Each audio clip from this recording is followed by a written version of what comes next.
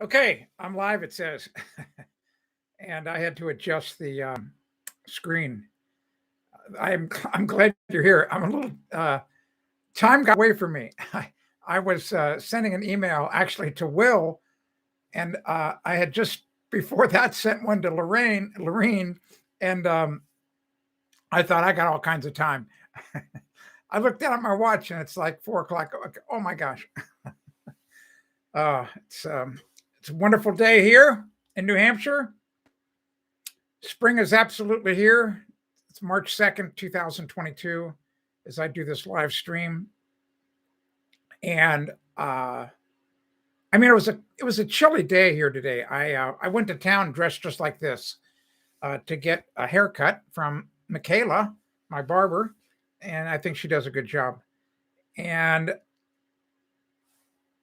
the sun, okay, so the sun is, I mean, think about this. We're almost at the equinox, all right? And it's just so intense. I mean, it's so warm in the sun, even when it's 25 degrees. And so here, it's getting high enough in the sky that the sun, will hit my driveway. We got like 2 inches of pesky snow overnight. And I'm going to talk about cleaning a coffee carafe in just a second, and a coffee maker. So just relax. I'm going to do it in just a second. I trust you. Trust me.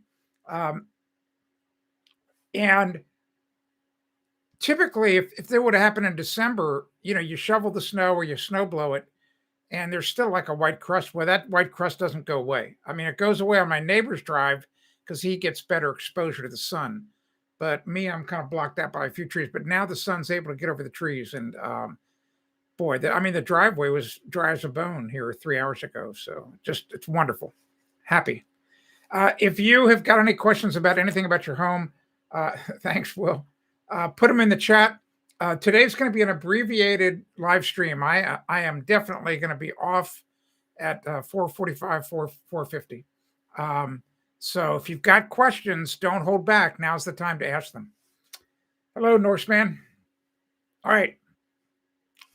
So we had quite a few viewers just a few minutes ago, but they all dropped off, and they probably are angry at me for not immediately starting to talk about cleaning the coffee carafe, and coffee pot. So here's what happened.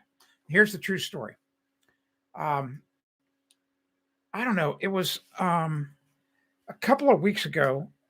Will, hello, Josh. How you doing? A couple of weeks ago, Will, who's one of the moderators here, he asked me a question about cleaning his coffee carafe. The coffee pot maker, blah blah blah. I don't have a carafe. I do it a different way. But anyway, so I made sure that Will got a small bottle of this stuff, of my stain solver. All right. So, and the reason why is because I've used stain solver for years to clean like my coffee mug, which it's starting to get brown right now, and it makes it look brand new. All right. So, and we've had hundreds of customers do it, and we've had them send in photos. So Will finally got it. It took forever. I'm so disappointed in the mail service. I mean, I can drive to Will's house from here in 2.5 hours. All right. And it took the U.S. mail, it took them 5 days to get it to Will. All right. Come on. Oh, and then just so you know how the post office will sometimes say, no, man, we don't lose the mail. We don't lose the mail. It just gets misdelivered. Yeah, well, let me tell you, sometimes it can get misdelivered down the Flip River. Watch this video and read this story. Luckily, the driver was unhurt when you see the video in that story, but this is what can happen to your mail, all right? Oh, my gosh. Will immediately uses a stain solver to clean his coffee carafe, and he gets amazing results. I talk about it. So he must have done that Monday morning. Tuesday. He did it Tuesday because he got it on Monday. And I've lost a day this week already. It is Wednesday. And I talked about it for just briefly yesterday on the live stream. So Lorene, who's a regular here, she decides she's getting ready to go out of town, but she decides, thanks very much, 8-bit vinyl. She decides to to do it on her coffee carafe last night.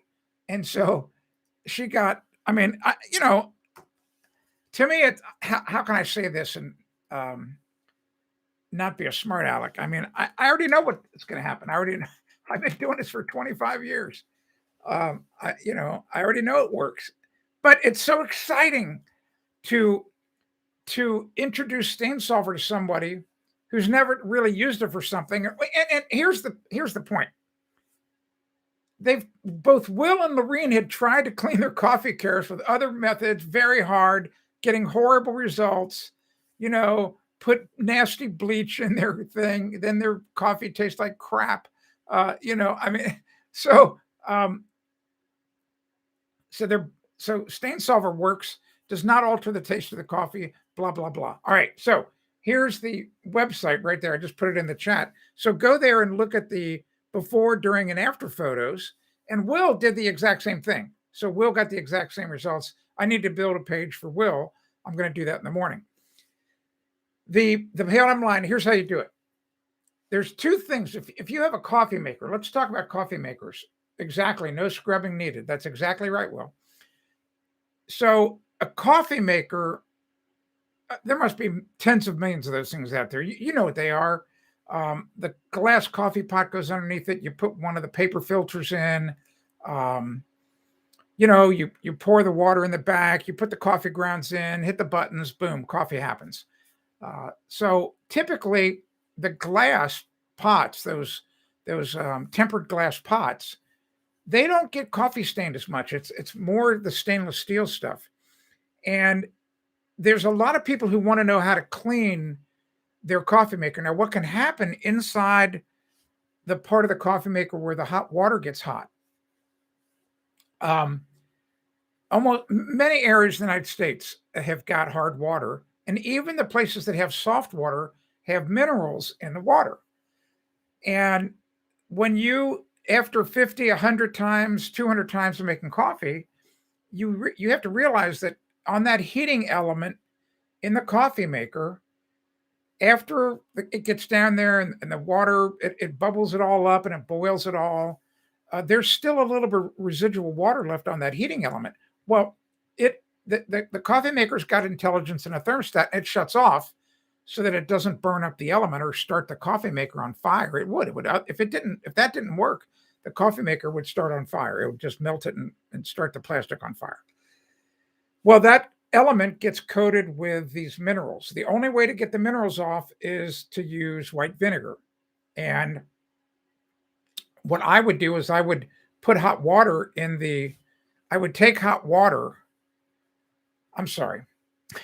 just go buy a gallon or two of white vinegar. It's very cheap when you buy it by the gallon in the store. Put it in a pan, put it in the microwave. I don't care what you do, but heat the white vinegar up to about 160 degrees. All right, really important. Just pure white vinegar. Pour that white vinegar. You don't need much because you're just trying to cover that heating element. You might only need to pour in, I don't know, a cup or two, no more than that. And pour it into the coffee maker. Just let it sit overnight. All right. Then you have to very carefully the next morning pour out the white vinegar into the sink. Very careful. Then set the coffee maker back on the counter. Put in some clean water. Pour it back out. Rinse it a couple of times. In other words, you want to get that vinegar rinsed out. And you should be seeing all kinds of really yicky deposits come out too.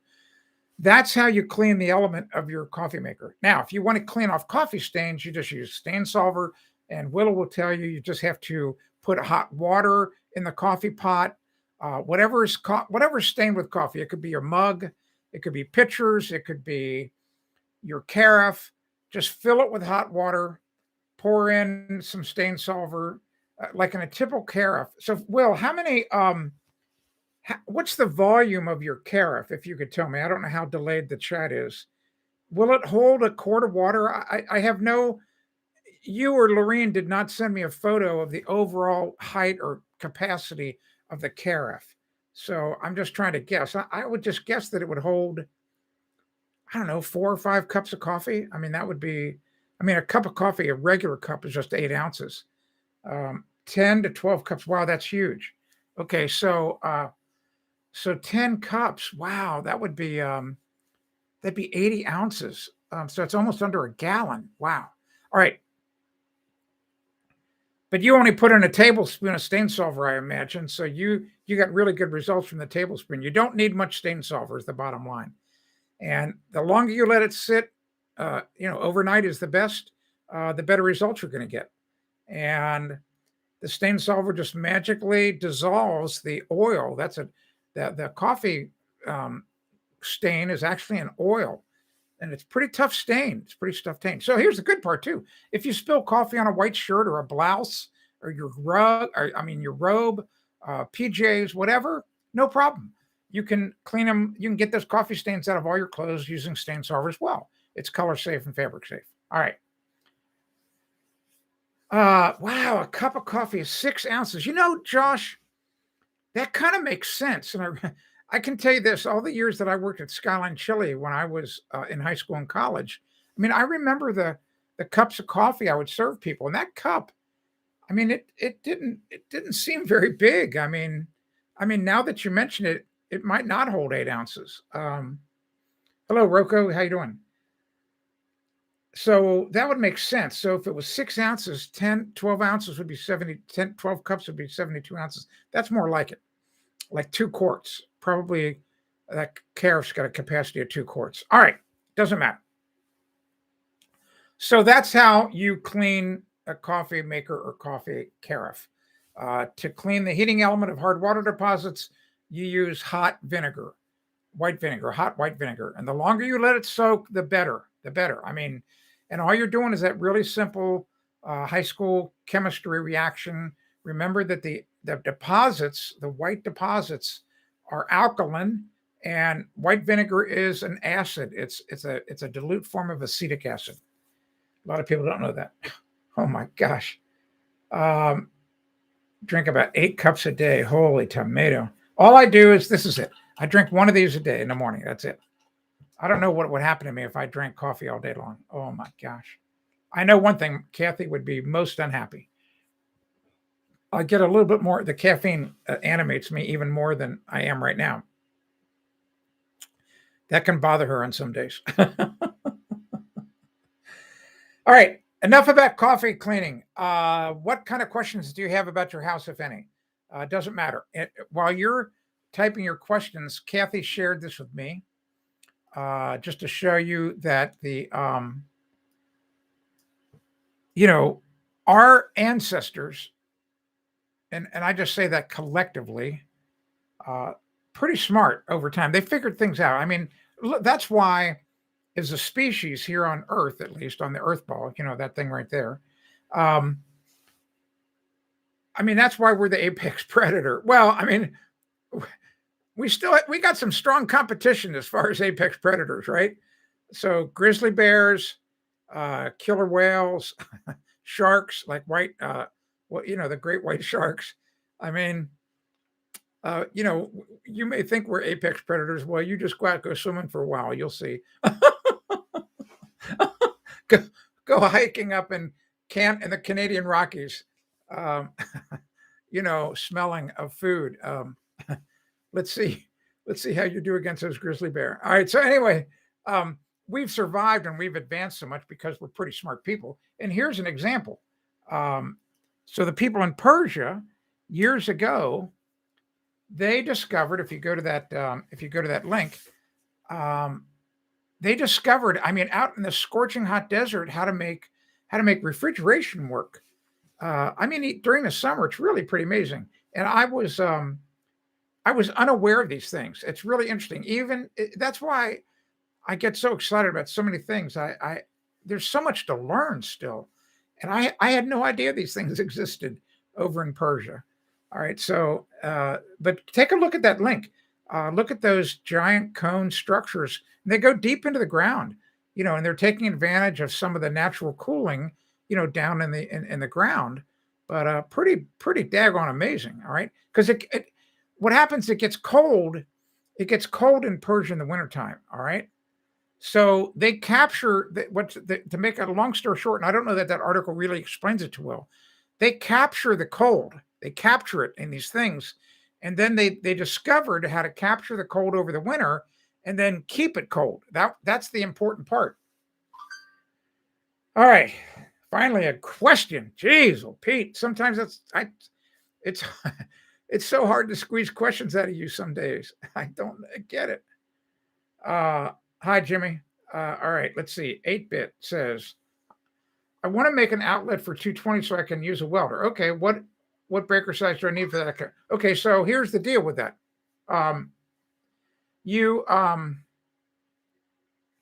It depends on the welder. It depends on what the welder's drawing.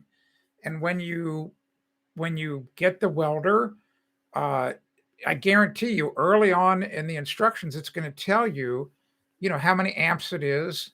And then you can then figure out what size cable and what size outlet you need to make that happen. For example, about a year ago or so, maybe a year and a half ago, my youngest daughter, bought an electric kiln to be able to glaze pottery. All right, I had some over here, and it ran on 220, and I had to put in it required a 40 amp. All right, it required a dual 40 amp breaker, and I think I used number 6 wire, and put it in conduit, and worked fine. So I can't answer your question because I don't know. Every welder is different. All right, but all I can tell you is it's going to be pretty simple to do unless you have to run this wire a long way. All right, here we go. Norseman says, hey, Tim, I drove through your hometown today coming from 10-year anniversary retreat in North Conway. So you got me a little confused because if you were driving through North Conway, that's north of me here in Meredith, but my hometown, Cincinnati, Ohio. So were you driving through Cincinnati, Ohio? That's Cincinnati, Ohio, and North Conway. They're about 1,000 miles apart. So were you driving through Cincinnati? That's amazing if you were. They've got some great weather there today. 66 degrees in Cincinnati. Oh, Meredith. I see. Got it. All right. So, yeah, not my hometown where I live. Got it. Yeah, Meredith. So here's one thing that's kind of interesting for me coming from Ohio. In Ohio, like different towns, geographically, they're pretty small. I mean, I can think of one called Gulf Manor that was really close to where I lived. It was actually adjacent to where I lived. And Gulf Manor, if I traced it on a map or showed you on a map, I'm going to say maybe it's 3 square miles. All right, maybe. It couldn't be much more than that. Meredith, which I think is kind of a standard New Hampshire town, north of Concord. Meredith must be, I'm just going to take a wild guess, 80 square miles. 80 square miles, like, geez, could be bigger. All right, so anyway, where I am in Meredith, I am on the western side of Meredith. I would say I'm in the southwestern corner of Meredith is about the best way to describe it. I'm in the southwestern corner. So 8-bit vinyl, it's a Miller Weld. So that does 8-bit. That doesn't mean anything to me. I can't help you size it. You just need to go to the specs, and it will tell you what the draw is, and it should in the manual tell you how many amps, that it draws. And then it's, if you want to take it off list and, email me about it, I'm happy to help you. All right. So because I don't want your house burning down. But I just need to see this. You need to send me the PDF copy of the instruction manual that comes with this welder. You send me that manual, and then I'll help you out. Just email it to me. All right. No worries, Norseman. Meredith. Rocco, do you have any recommendations for an East Coast family-friendly beach vacation? Oh, well, um, I mean, where would you go all the way down to Florida, or do you want to stay South Carolina? I mean, Hilton Head is you can't go wrong. I mean,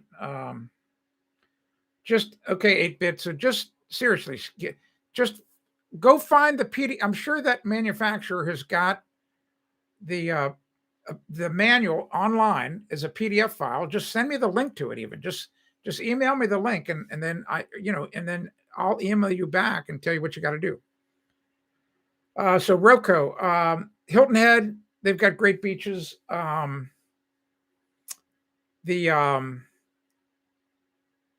If you want some really fantastic beaches, like the best beach on the East Coast is not on the Atlantic Ocean. It's in Sarasota, Florida. They have the classic what they call sugar sand. So the sand in Sarasota, Florida is unbelievable. So, but I don't know that you'll go that far south. Um, the I've never really been impressed too much with the beaches in New Jersey, but a lot of people from New York City they go there. Um, I, I'm just not a big fan of the. Yeah, well, and the problem with the beaches here in New Hampshire, Jesus Christ, excuse my French, you got to wear a flipping wetsuit. I mean, the water's ice cold. Are you kidding me? Um, you haven't gone to a beach until you've gone to the Cayman Islands. Is all I can tell you, or Jamaica, or Aruba, or whatever. I'm telling you that well, Sarasota comes pretty close. Sarasota in Florida, it's a lot like the Caribbean, but the water in the Caribbean. I mean, it's here. If you've never been to the Caribbean, I got to tell you this. For years and years and years, I'd seen all these photos in National Geographic. I didn't travel much when I was a kid. We had no money. And I looked at those photos and I said, there is no flipping way the water can look that way. There is no flipping way it can be that turquoise color. I just thought it was made up. Well, I was wrong. That's exactly what it looks like when you go there. And when they say deep blue sea, when you get away from the stupid rivers that are flowing into the East Coast, here's what happens. For the most part, a lot of the ocean along the Atlantic, it looks horrible. I mean, the water's like this murky green, and that's because of the sediment that's coming into the ocean from all the rivers. But you go up here to Maine, like you go up to just a little bit north of Kittery. What's that lighthouse? I can't think of that daggone lighthouse. It's only about 15, 20 miles up the coast from New Hampshire, the border. I've got photos. I took photos. I mean, the water is so blue, it looks like somebody dumped 1 million gallons of deep blue dye into it. I mean, blue. So Rocco, anyway, Meredith has Great Lake beaches, but beaches they suck. I'm just telling you. There's a pretty halfway decent beach down at the Weirs, but anyway, yes, St. Croix and St. Thomas. Anything in the Caribbean is fantastic.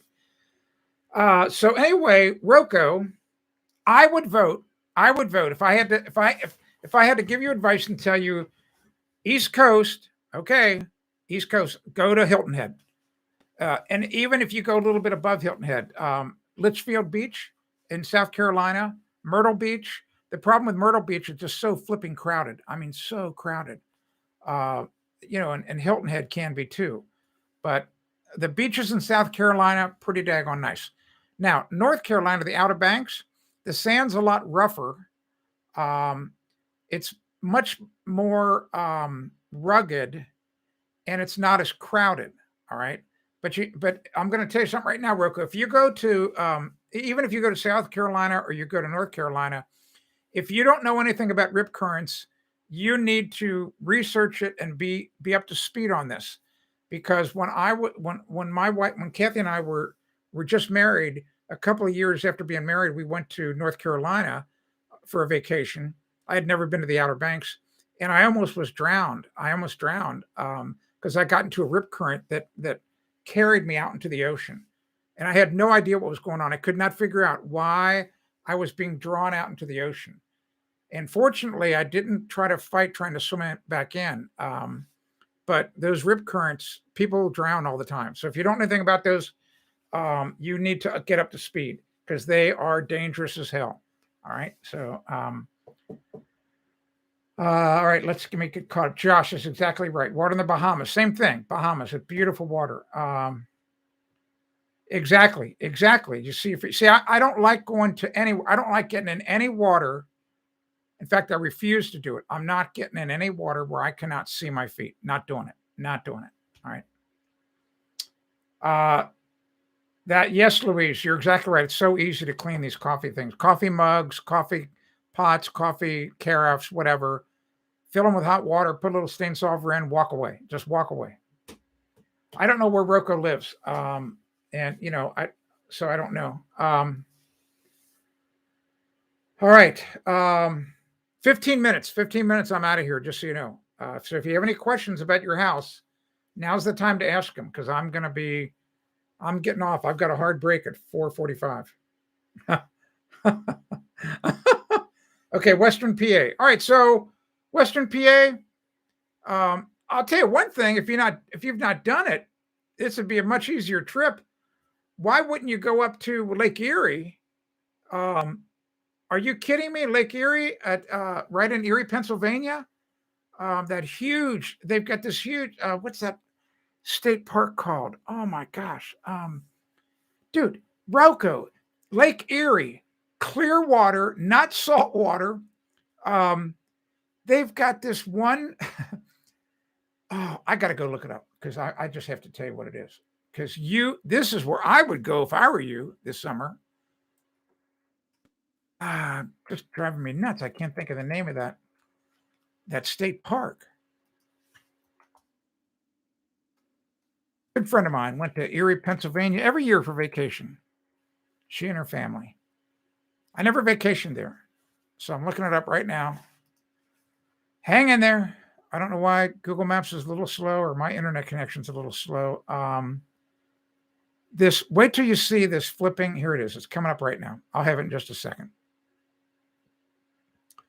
Yeah, iconic Erie stuff. Presque Isle. How could I forget that? Are you kidding me? What a flipping idiot. So Rocco, Western PA. I mean, up Interstate, 79? You'll be there in 2-3 hours. No nasty salt water. The beaches up there. There must be 10 flipping miles of beach on Presque Isle State Park. 10 miles. You're going to have the flipping beach to yourself. And that's warm water in the summertime. I mean, just do some research, and I think you'll discover. You go to Presque Isle the first 2 weeks of August, the water's almost going to be like bathtub water. I mean, it's going to be so warm. Oh my gosh, it's clear. There's no pollution nearby. I'm telling you, it's flipping amazing. Presque Isle, exactly. Yeah, go to Presque Isle. I'm just telling you, you'll never regret going to Presque Isle. So anyway, what a place. I've been there quite a few times. What happens is when I drive from New Hampshire back to Cincinnati to visit, I always stop in Erie. It's about 10 hours of driving. And I always stay at this really great, this old-fashioned motel. I can't think of the damn name of the hotel. But anyway, it's just like 2 miles, or maybe a mile from Presque Isle. And I've often gone in nicer weather. I've like when we go back with Kathy, she wakes up later, so I get up early. So I leave the motel room and then I go do radio down at Presque Isle at the state park. It will say no sharks. There's no sharks in Lake Erie. So Rocco, I'm telling you, Presque Isle, it's unbelievable. And if you've got kind of smaller kids or medium-aged kids that got an amusement park, just go online and look at all this. Just go get a book about. I'm sure there's somebody who's written a book about what to do at Presque Isle, like all the coolest things. Wait till you zoom in on Google Maps and you see that road that, and it's so long. I mean, oh my God, it's a great place. It's a great place. You're going to love it there. All right. Any other questions? Who would ever think that the live stream would turn into Ask the Vacation Guy?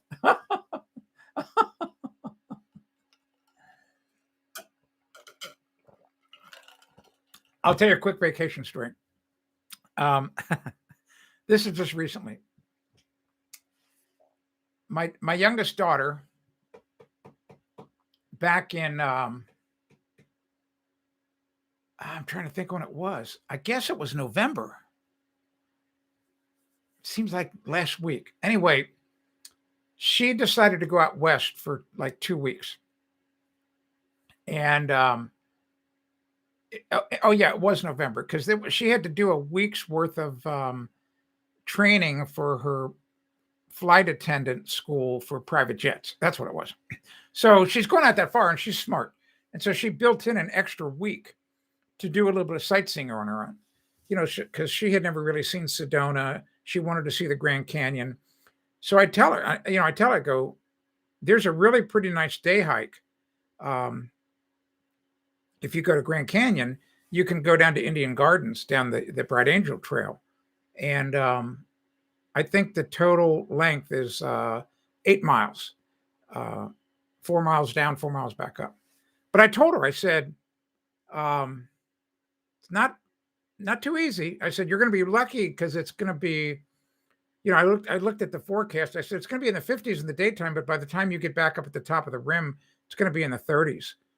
I said, I did the trail when I was 17 years old. And, but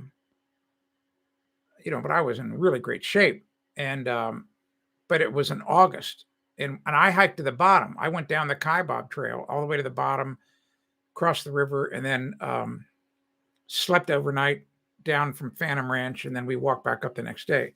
So the trail back up is 13 miles from the bottom. And oh man, I'm telling you what. So I told her, I warned her, I said, look, it's pretty easy going down, and make sure you trim your toenails. But coming back up, that 4 miles to kill her. So she was kind of texting while I was going on, but I didn't get any text towards the end. And she said the last mile and a half was like, it was horrible. She said she had to stop a lot, and she got up there just before dusk, and she actually said she started crying when she got to the top. She was so happy about being out of there. So anyway, you got to be careful sometimes where you go and what you do. You really got to do your research. All right, let me get caught up here. Hi, Vanessa. How you doing? Great that you're here. If you go, Rocco, so if you do go to Presque Isle, I know it's months away, but we want to get a full report from you. Can't wait to hear. I can just tell you, you're going to really enjoy yourself. I'm not a big saltwater fan. I'm just not a big saltwater guy. But I don't like crowded beaches. I don't like being around a lot of people.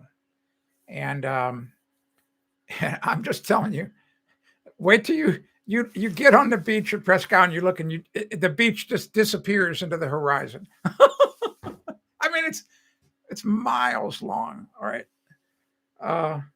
Norseman, hey Tim, what's a cheap way to get a site plan done?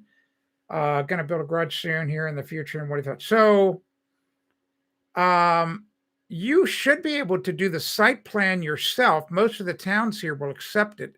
You can go, your town will have the tax maps, what they call tax maps up here. We call them plat maps back in Ohio. And like, for example, Meredith's plat map or tax maps are online, and it's got a really neat software. You can zoom in pretty well, man, and you can get and it's scaled, and it's got your house on it perfectly. And even, I think Google Maps might have this feature too now. If not Google Maps, there's other mapping software like Google Maps that you can pull up, and get a pretty big image of your plot, your site, and then from that, you can then figure out all your dimensions, and you can figure out what's called the building line. You know, you have to, just so you know, when you do a site plan like that, you have to look into the zoning code. So I mean, remember this. I'll draw it real fast. So I know, Will, I hear you. Where's that daggone whiteboard at? Blah, blah, blah. I'm trying to find the right marker. Here we go. So if that is your, I'll be right there. Don't worry, I'm going to hold it up. I just lost my daggone marker. Here we go.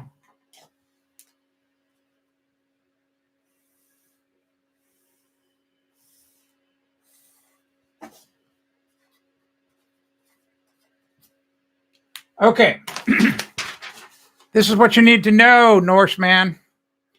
So that black outline is like that's just your lot. All right. So that's a simple drawing. It's a rectangle. The purple line, this purple line represents what we call the building line. In other words, your zoning code has got a set of regulations that says you are not allowed to build anything here in your backyard. And it says you're not allowed to build anything here on your side yard, and you're not allowed to build anything up here in the front yard. All right. And this, they're called setback lines. All right. So the setback lines are different for every zoning district. For example, as you get more congested, meaning like if you're like in downtown Cincinnati, Ohio, or downtown Concord, they've got like zero lot line, meaning you can build right up to the flipping lot line. All right. So that you can maximize the use of that land. So you have to do that, and then you just have to draw on in that purple area where your garage is going to be, and with all the lines showing how far away it is from the different setback lines, and your local zoning people should accept it, because that's all the architect's going to do. He's just going to do it on, on fancy software.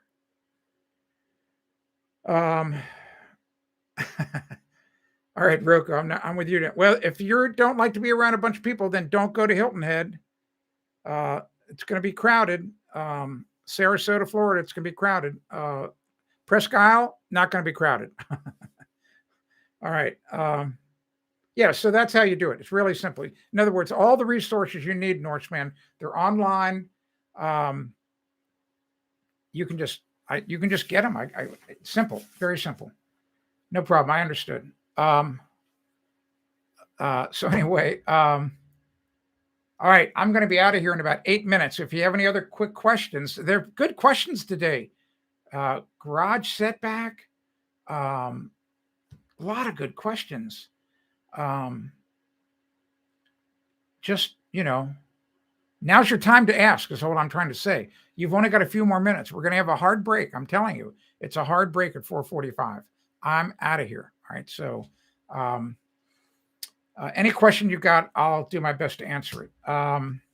In the meantime, what did I want to tell you? I gave an update today to my barber. It's a young woman. Her name's Michaela. I think she does a really good job. I was one of her first customers back 2.5, 3 years ago when she started. She was so flipping nervous. I'll never forget that day. I could tell she was nervous. All right. I mean, I'm old enough to be her flipping grandfather. All right. And so I say to her, I say, she was like on my side. I couldn't see her because she's trying to do something over here. I said, could you come around here, or could you spin me around? I need to look at you. And she did. And her face, it was not a big smile. I mean, it was just, and I said, Michaela, I said, listen, I said, it's just hair. I said, if you make a mistake, in just a few weeks, it's going to grow out. And I said, guess what? I said, I only look at my face in the mirror like 2-3 times a day. So I said, I don't really much care what people think I look like, just so you know. And so that really calmed her down. I mean, I was just trying to tell her, like, just relax. I mean, it's different. Like if she was giving me a tattoo, it's like, hey, you know what? You mess up the tattoo, that's problematic. All right. But hair? Are you kidding me? Cutting hair? Come on. Uh, oh, so Will, just go to the Stain Solver website and type in toilet tank. I've already done it. I show you exactly what to do. It does great. But go and that's a by the way, that's it should be understood, but sometimes it's not. So Will or Vanessa or Rocco or Josh or Norseman, if you're going to use Stain Solver or anything, don't just kind of experiment. Go to the website first and type into the search engine what you're going to clean. Like, for example, Will would type in toilet tank. That's all he's got to type in. You don't have to type in how to clean toilet tank. Just type in toilet tank or cat urine or car mats or whatever. So go, because odds are there's going to be a column there with before and after photos showing you exactly what to do. Because I want you to have success the first time. I don't want you to put it in and they go, oh, well, it doesn't work. Well, it didn't work because you didn't do it right. All right. And the trouble is on these bottles, even with the bigger bottles, I'd have to have a label as big as a flipping billboard to tell you everything what to do for all the different things. And then there'd be so much information on it. And I actually have bottles that have that. We were so stupid back in the early days. No one's going to read all that stuff. They're not going to read it all. So anyway, all right. Always go to the website and just type in 1 or 2 words. Simple as that. And that's what you should be doing with all your searches anyway, even with DuckDuckGo or whatever you use. Don't type in big, long strings of words. Like, don't type in, what is the safest beach with the least amount of people at Presque Isle? Don't do that. Just type in safe Presque Isle Beach. Something like that. All right. Okay, you're welcome, Soroka. I'm bailing out of here in 3 minutes anyway. I'm out of here too. So thanks for being here today. And you're going to have a great time at Presque Isle. You want to make your reservations for your room pretty soon because that place, all of the motels and all of the rentals, they get taken up. So don't wait till the last minute or you're going to be sleeping on the beach with your kids. So, if you need the name to that great motel, I'll have it. It's on the tip of my flipping tongue. It's an old-fashioned motel built in the 50s, and it looks like it's from a time capsule. It's in perfect condition. They've not changed a thing. I mean, I love going to this place. Anyway, all right. Well, I'm out of things to say, and I can get off here early too. Thanks for being here today. I'll be here tomorrow, and try Stain Solver on something. It works. I'm telling you, it works. Here's, if you want to see my favorite, I'll do this real fast before I leave. If you want to see my favorite before and after photos of all time, of all the years that I've owned and run this Stain Solver business, Georgia, that's her name. Georgia's the woman who sent these flipping photos in. And here's what I want you to do. Maybe I've done this before. I'm telling you right now. I want you to go to this page and hopefully you're only going to see the before photo first. And if you see the photo, don't scroll down. I want you to look at the before photo and I want you to guess what is the color of the hat? What's the color of the hat? All right. So guess the color. And then scroll down and you're going to be blown away. If that doesn't tell you right there that you should be buying Stain Solver, nothing will. If this page does not convince you to get Stain Solver, I'll never be able to convince you. But it's important to keep going and read Georgia's story. It's hilarious. It's flipping hilarious. Okay, I got to go. Lorene wasn't here today because remember, she's traveling or something. She's not here to talk about her great experience, but Will was. So thanks very much for being here. I should be here tomorrow. Should have more time. And I appreciate you being here on the live stream with me. And if you have any questions tomorrow or even afterwards, if you have questions about Stain Solver, go to stainsolver.com. All right. You've got the link right there. I just gave it to you. Go look at that. That's my favorite page on the website. And there's a contact us page. And if you have questions, just contact us. We'll help you. All right. Good night, Will. I'm Tim Carter. This has been Ask the Builder. Thanks very much. I'll be back here tomorrow. I guarantee it.